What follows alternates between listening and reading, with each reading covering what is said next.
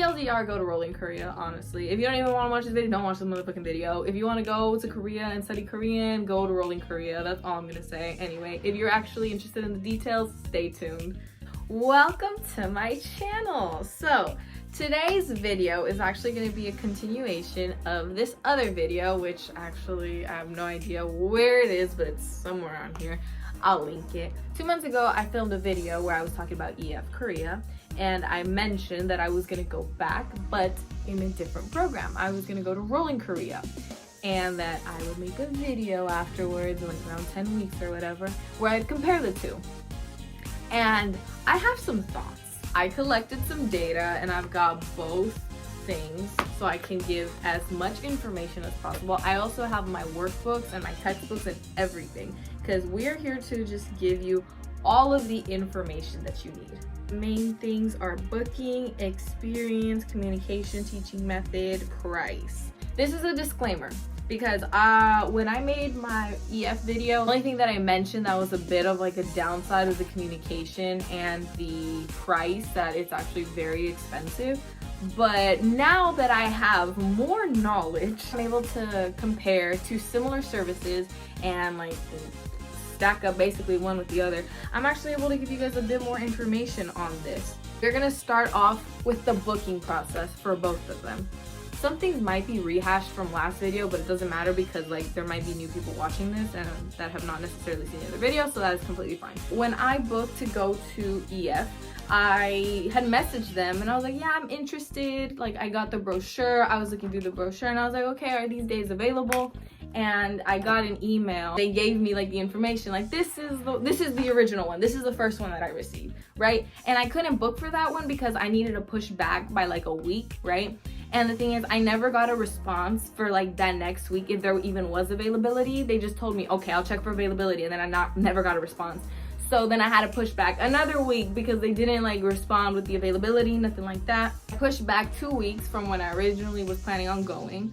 And after I had paid, I think it was the deposit, they were like pressuring me to pay the rest of it, because he told me, yeah, you need to pay this as soon as possible because usually payments are made 2 months before like you go, or 2 months before like the planned date. But that was the first time I had heard of that. Like, they never told me that up until that moment when they're like, you need to pay as soon as possible. Like, I'd wake up to text messages, can you pay now, right? And I was just kind of like, give me a second, because I did not have my card, because I almost got scammed buying the flight to Korea, so I had to cancel my card and get a new card in, right? So I was just kind of like, can you give me like 2 days, because I don't have my card, like I can't make the payment. So that was a bit stressful. I had to fill out a whole bunch of different goddamn papers. Yeah, here they are. Oh my freaking lord. It was such a pain in the ass, especially because the website didn't even work properly like half the time. And anytime I try uploading it, it would just like crash. And I was like, bro, what? This one, proof of insurance. This is one of the sheets that I had to fill out. Proof of insurance, the homestay and all of that, so they can like match you with who you want to like with the family. But I wasn't even gonna stay with a family, so I don't know why I had to fill that out.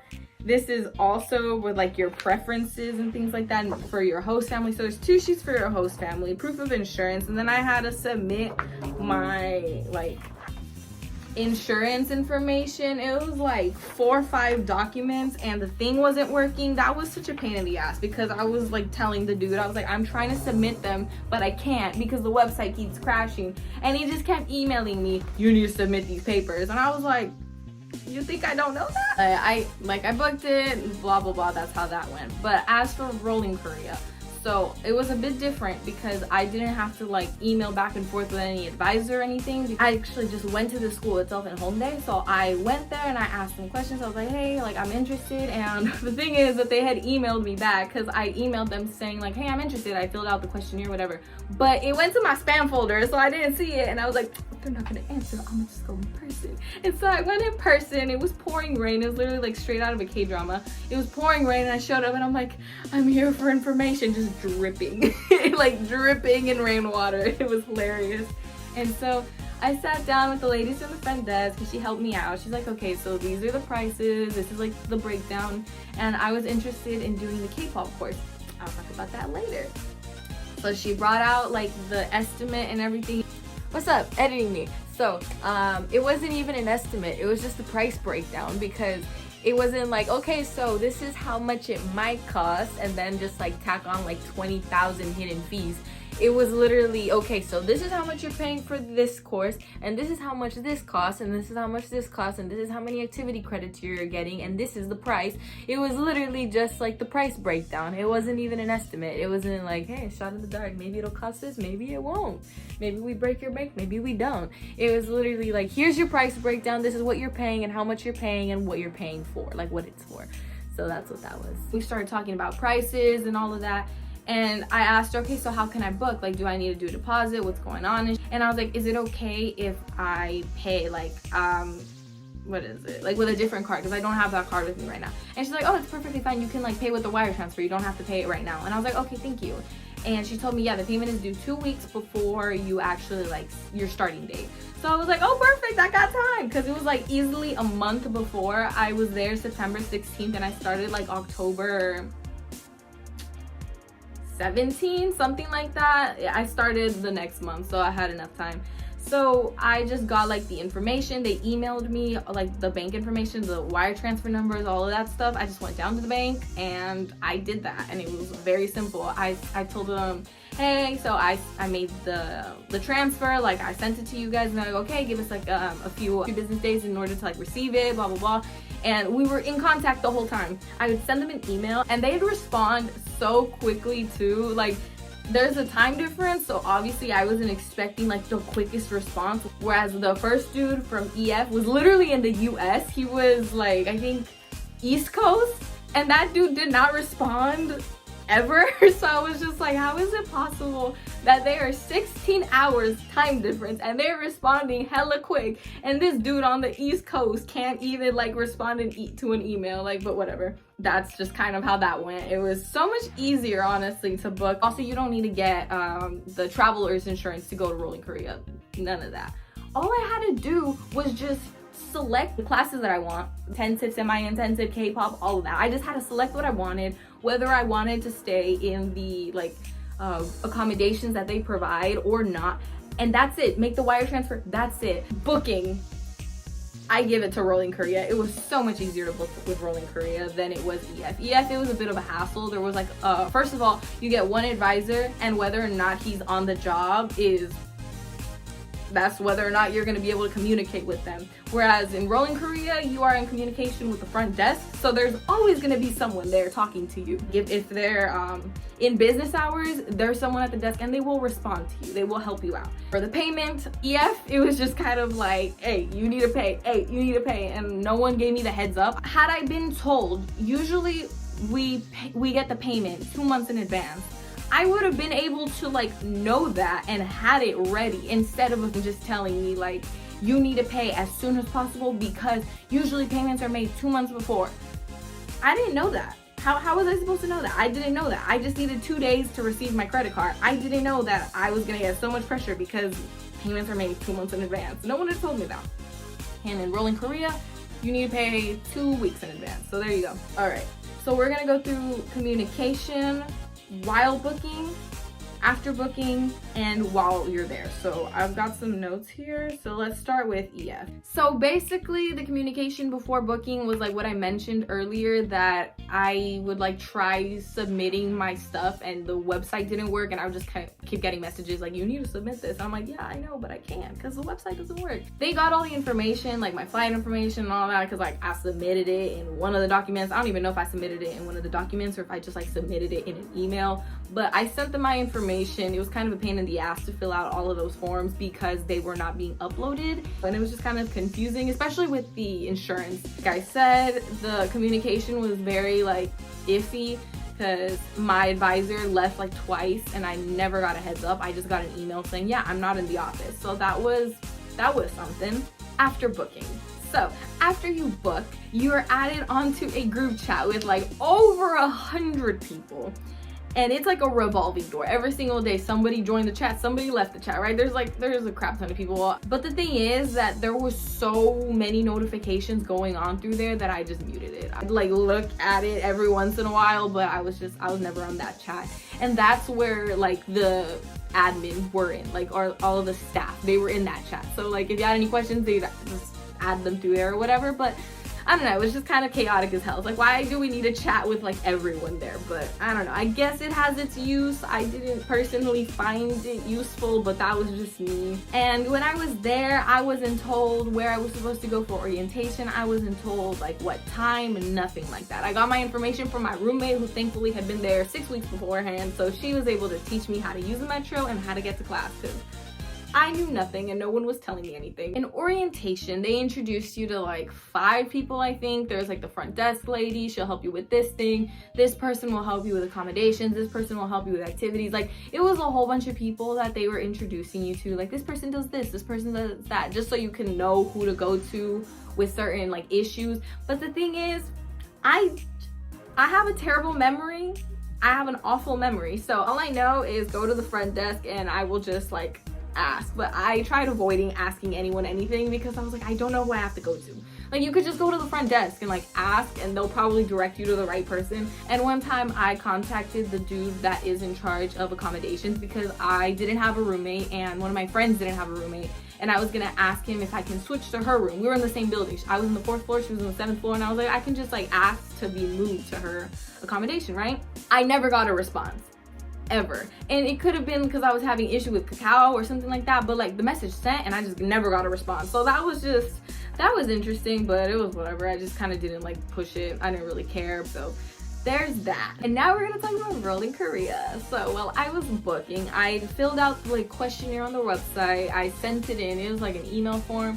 And I never got a response. And when I actually showed up to the school and like asked for information, turns out it's because it had gone to my spam folder and I didn't check it because I'm dumb. So after I realized that that's what was happening, I just took it out of my spam folder and I just kept emailing with them back and forth, and they responded so quickly and they were so helpful, like at all times. I would just email them, hey, I have a question about this, whatever, like etc.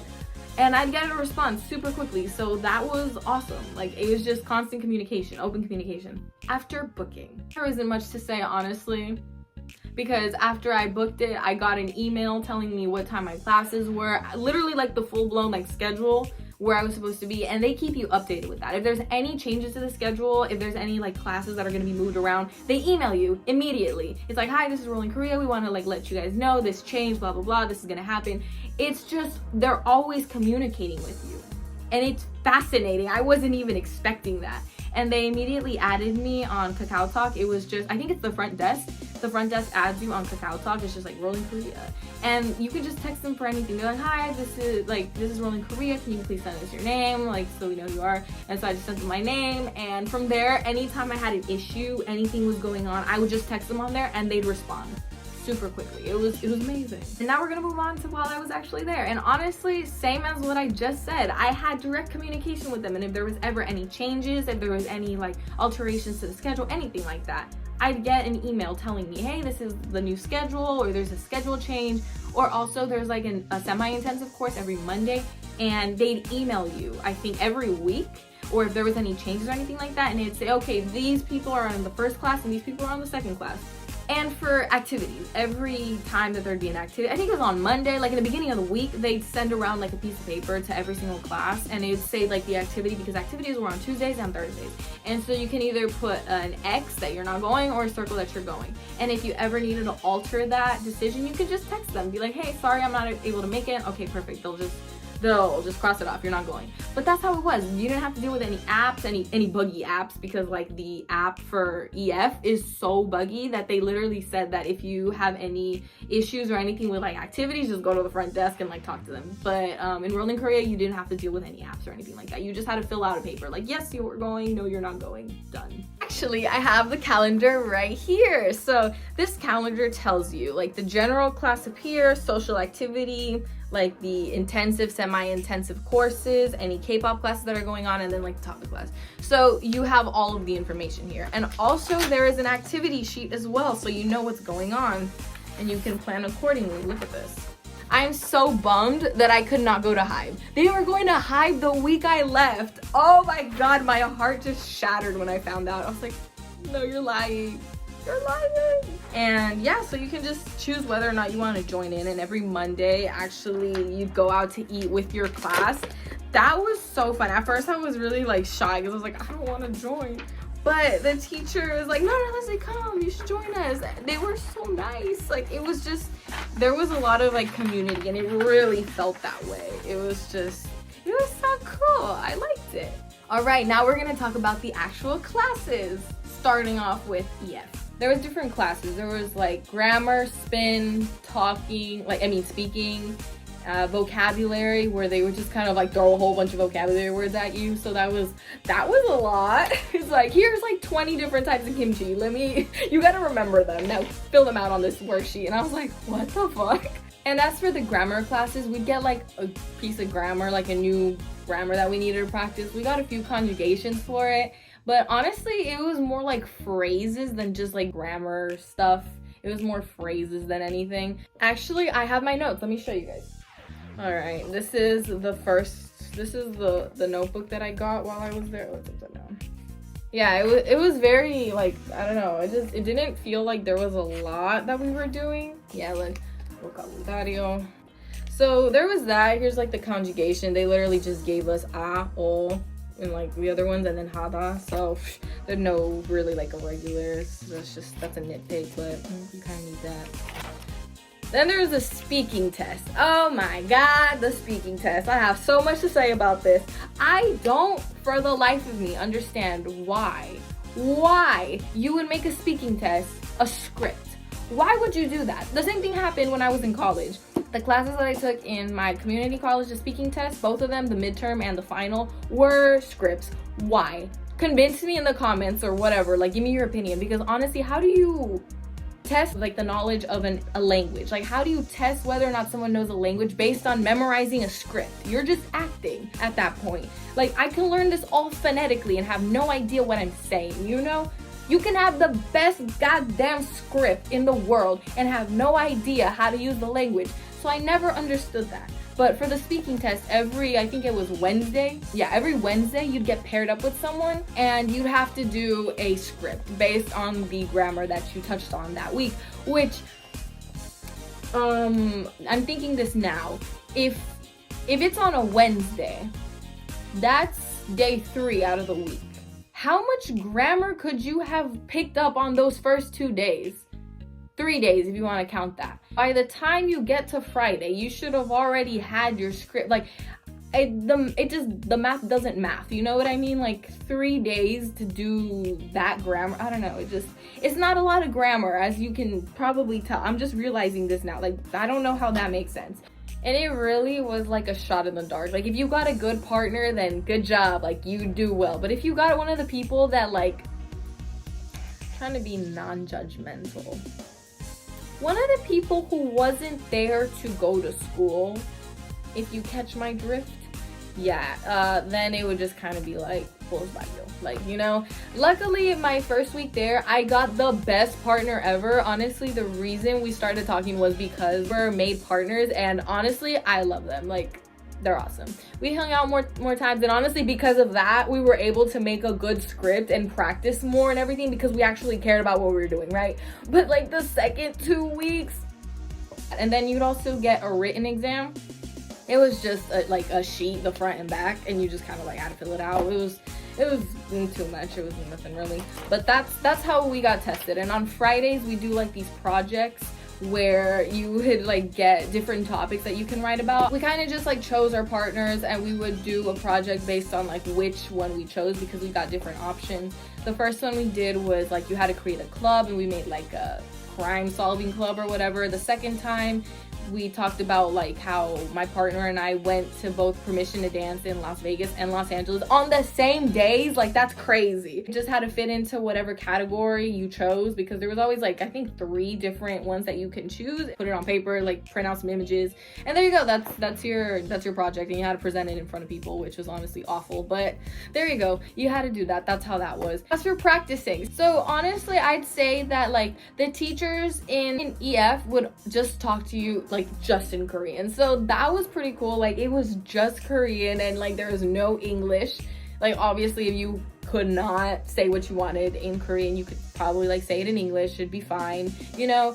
But for practicing, it was just kind of like talking to the teacher, like trying to like say what you need to the teacher. But like grammar and all of that, we'd just kind of be like reading phrases straight out of the book. I don't know, so there wasn't a lot of like off the cuff, like you need to like think and say it like fast, you know, pali pali.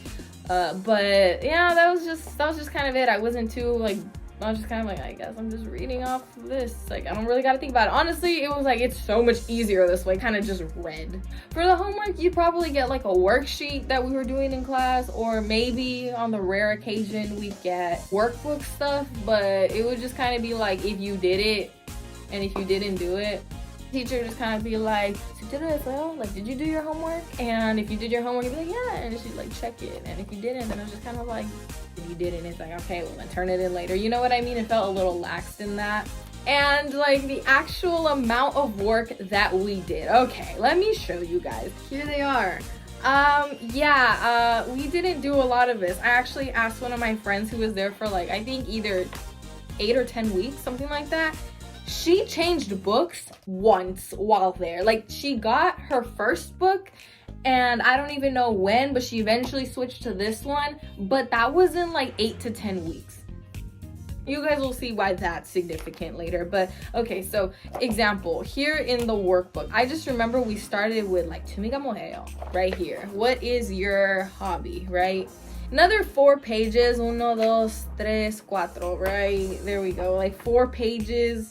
In 3 weeks, we did a little bit of chapter 3, 2, and 4. That was out of order, but you get the point. That's what we did in EF. Alrighty, on to Rolling Korea.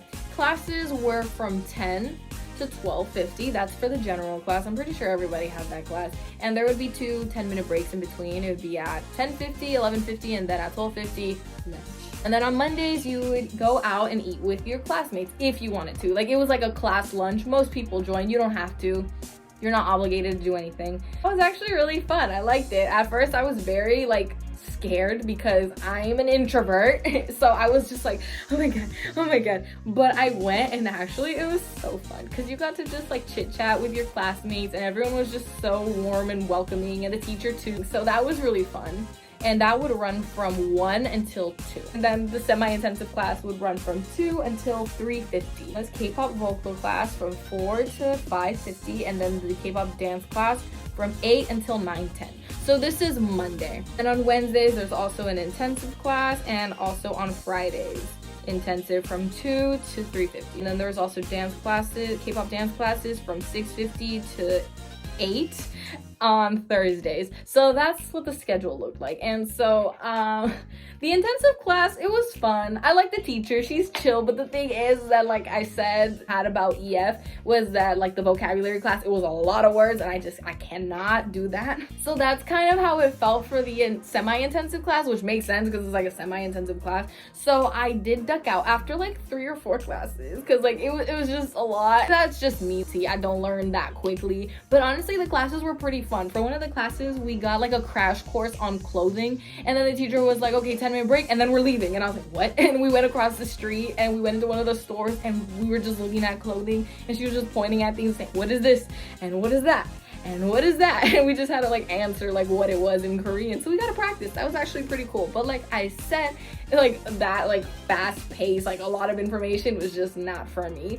And actually for the dance classes, I wasn't able to go to the one on Mondays because I had a different class at night. So we got moved to Tuesdays, and on Tuesdays there's a different class. It's not a K-pop class, but it's like a basic dance class. And I really liked it because the teacher is so thorough, and he like walks you through every single step very thoroughly. So I loved that. It was awesome. I wasn't able to go after a few weeks because I had a few like things I needed to take care of, but honestly I really liked it.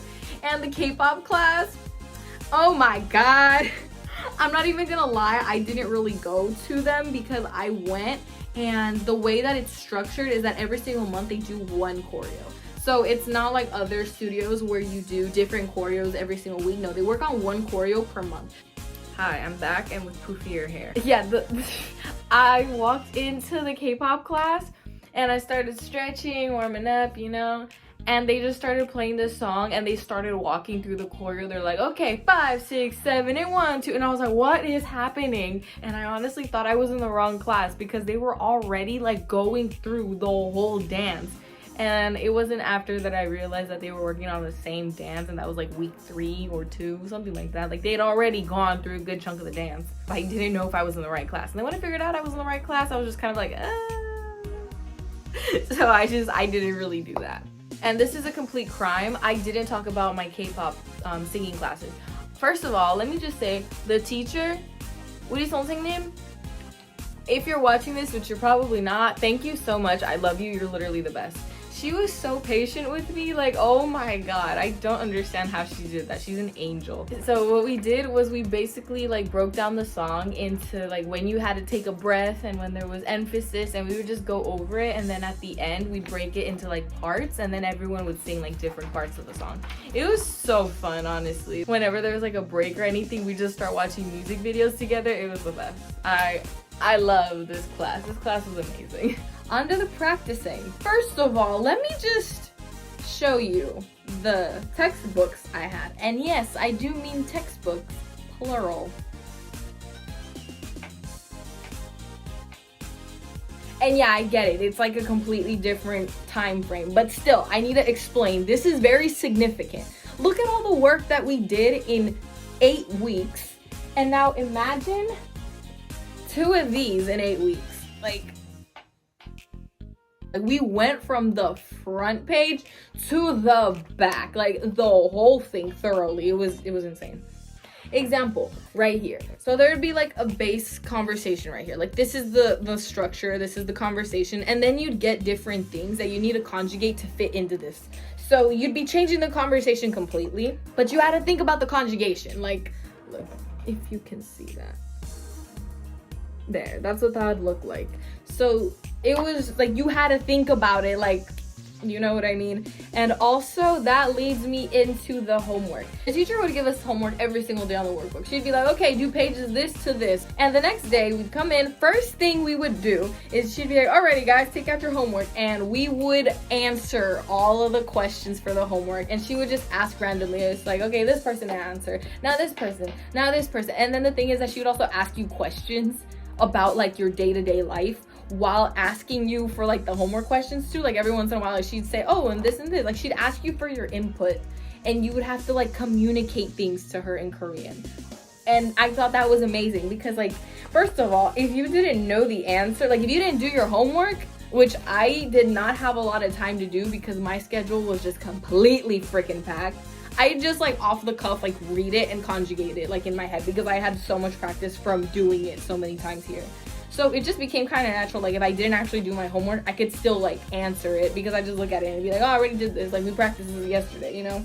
We finished the whole thing, and I have 3 of them, and I actually got there right in the middle of it.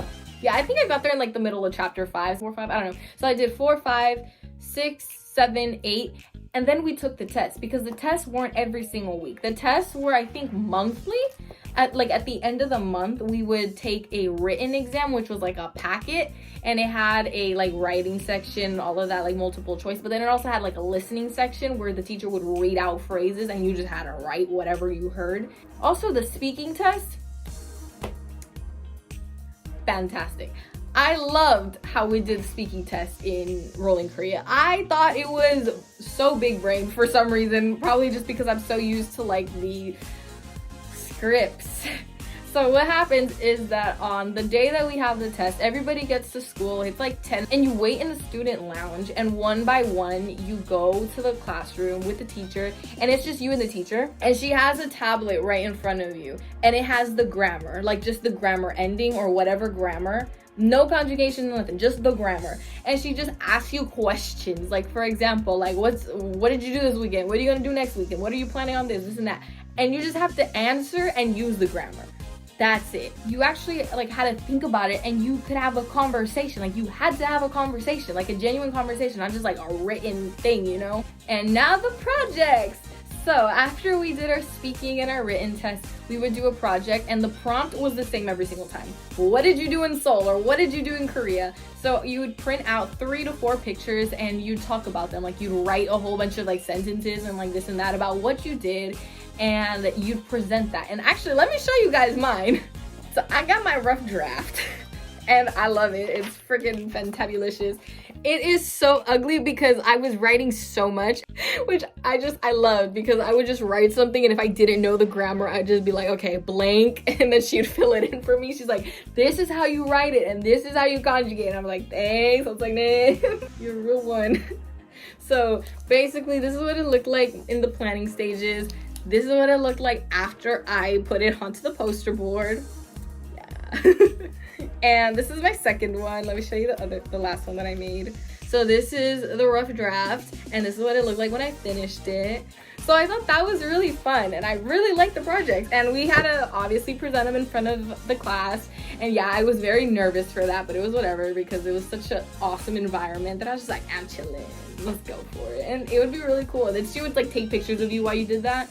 And oh, that's something I haven't mentioned yet. If there's ever like an event, like for example, if you went to one of the events that the school organizes, or graduation, or the project, sometimes like they take pictures. Like they take pictures of it, and then they'd upload it to a file on Google Drive. And they would, like, every single month, they send you an email saying, these are the pictures for this month. So like you can just access them and download your photos and everything. And I thought that was really cool. And we also made handbooks. Here's a picture of it. I don't have it at hand, but like after we finished all the testing and stuff, we decided to make some handbooks, like origami handbooks. And yeah, that was really fun. So yeah, these are just kind of like what my notes look like. It would be the grammar itself. Here, it'd be like the grammar itself, and then the different ways to conjugate it. That's just kind of like how we did that. Just another example. So that's just what that looked like. Now we're gonna go to my favorite part, price. Let me show y'all. All right, so I'm gonna be full disclosure.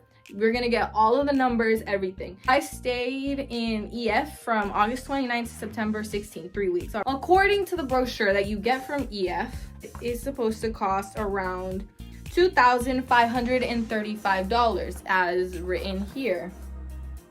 That is complete bullshit. Because I got 3 estimates, and the first one was already way above that. It was like easily $1,000 above that estimate. And it could have been because it was like a closer proximity. I don't know. I thought that the discrepancy in price was a bit misleading, in my opinion, honestly. And I added on the accommodation, so that was estimated to be like either $100 to $110 per week. 3 weeks would be either $300 to $330 a week. So that was an added cost that I decided to tack onto that. So the transfer service is $90. Arrival transfer from $90, but I think that's one way. So that would be like $180 there and back. So that's what I did, because there's no way I was gonna lug around my luggage all the way to Incheon. So it was hotel stay plus airport transfer both ways for 3 weeks intensive. And the way that it broke down is that I had to pay a $390 deposit plus an $125 peace of mind, which I have no idea what that is, but it's literally just tacking on extra money, you know? And then there was the mandatory health insurance, which was, it was like less than $50, but still, like they force you to get health insurance. And the total came out to $3,730. That's nowhere near the $2,500 that they advertise on here. So keep that in mind. Moving on to Rolling Korea. Okay, so the original price that I got, because I have 2 different prices for Rolling Korea because I decided to add things on. So I'm gonna tell you what it's like before adding things on and after adding things on, just so you guys can get like a feel for how much that was. So we're gonna keep this up here just so you guys can like see what I mean. I stayed in Rolling Korea from October 17th to December 9th. So that was 8 weeks. And this included a whole bunch of activity credits, by the way, because I don't know, does this include activity credits? In Rolling Korea, when you pay, it gives you like a certain amount of activity credits. So depending on how much each activity costs, which it'll tell you on the calendar, 22,000 won, 5,000 won, and it'll just be deducted from your activity credits that you have that you paid for when you enrolled. So that was included. So Rolling Korea has the intensive, semi-intensive, and general courses. So everyone takes the general courses, and then just depending on which course you decided to take, it depends on like what other classes are added on. So I took the K-pop one, so I had 2 dance classes and a vocal class every single week. X amount of activity credits that are already included, the 2 dance classes and the singing class every Monday. plus airport transfer one way. That came out to $2,982, and this does not include the actual stay. I don't know, I think the stay would have been another like $1,000, so I decided to opt out of that, and I found my own accommodation. I ended up getting it for free, but like we'll talk about that later if you guys are interested. But so I opted out of staying at like the student housing because I think they were like super full when I was there, and I was like, that's fine, I'll find my own. And plus I needed to find housing that was closer to a different school that I was going to, so that's not included in this price. But $2,982 for 8 weeks. Okay, but let me add some stuff on. I decided to add one private singing lesson a week every Friday for an hour, and airport transfer back to the airport, right? So I had 6 of these private singing classes because I decided to like add them on 2 weeks after I got there, and that was an added $457.52 for the airport transfer and the 6 classes, the 6 private classes. And my total is now brought up to $3,439.52. Yeah, let me explain. This is for 3 weeks, and this is for 8 weeks, plus all that other stuff that I added on. So that's just insane. Like, just take in these numbers, like, yeah. And I actually took one of my friends from 𝐓 to Rolling Korea, and she switched with me, and even she preferred it. Like, honestly, I'm thankful that I went to 𝐓 because of the people that I met. I met some amazing people there, but like I honestly would never go back to 𝐓. Alrighty, let me just sum it all up because this video is getting very long. I would personally go back to Rolling Korea without hesitation. It's just, in my opinion, I enjoyed my time in Rolling Korea so much more because the whole environment is also very different. Because I'm not even gonna lie, I didn't really want to touch up on this last time because I was like, it's irrelevant, but nah, I don't think it is. When I was in 𝐓, honestly, there was a good chunk of people that were obviously not there to learn, so they were very like disruptive and rude to the teachers. And I think something was done about it like near the end of my stay there. Honestly, no judgment, but it was very obnoxious that you couldn't really like, at least in my opinion, because I paid my way there. I did this for myself, so it was just kind of like I was there to learn. And it was just very obnoxious to have people that obviously didn't care just like disrupting. But like that was kind of whereas in Rolling Korea, everyone is there to learn. Like everyone. Like obviously like there's people that will go out and do their own thing, but they show up and they're respectful, you know? Like it was very different. It was a different environment. And I'm not knocking on 𝐓, but it was just different. Like that was my opinion, that was my experience. And so yeah. To conclude this video, I would say go to Rolling Korea. I think it's the better option of the two for both learning and overall experience and price. Like honestly, I'd say go to Rolling Korea. And also the location is so much better. I actually got my hair done down the street from the school. For people who don't know Seoul or haven't been there, there's so much more stuff to do in 𝐎𝐭𝐸 than there is in Shinsa. So like after class, there's so much stuff you can do. Location, education, price, everything. I'd say I preferred Rolling Korea so much more. Fortunately, I wasn't able to get like a lot of information on like the actual like housing for Rolling Korea because I didn't stay there. But yeah, so if any of you have gone to Rolling Korea and you have experience with the housing, please drop it in the comments below, just in case, because I wasn't able to provide information on that. I'm so sorry. I tried my best to just like give you guys the information, even though I'm biased as fuck, and I acknowledge that. At least you guys will be more informed now, and you guys can make an informed choice as to which school you want to go to. Honestly, like you'll learn in both, but I definitely say that like Rolling Korea is better. That's all the information. I hope that it'll help you out. Thank you guys so much for watching, and yeah, peace out.